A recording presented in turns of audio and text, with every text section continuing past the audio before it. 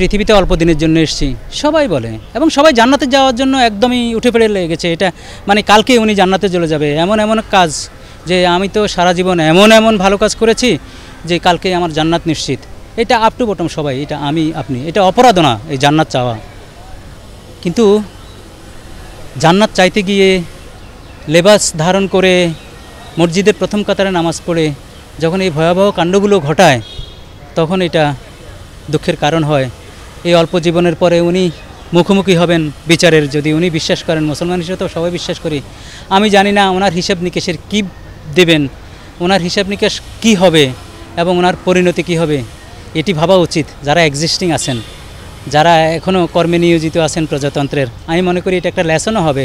হয়তো ওকে ধরতে পারবো না, পাকড়াও করতে পারবো না, বিচারের আওতায় আনতে পারবো না, তারপরেও ওখান থেকে যদি লেসন নেওয়া হয়, যারা কর্তৃত্বে আছেন, সাংবিধানিক পোস্টে আছেন, যে অবস্থায় আছেন, একটু দায়িত্ব নিয়ে যদি একটু দেশকে ভালোবাসে, মানুষকে ভালোবেসে, পরকালের কথা চিন্তা করে আমরা একটু ভালোর পথে আসি, তাহলেই মঙ্গল।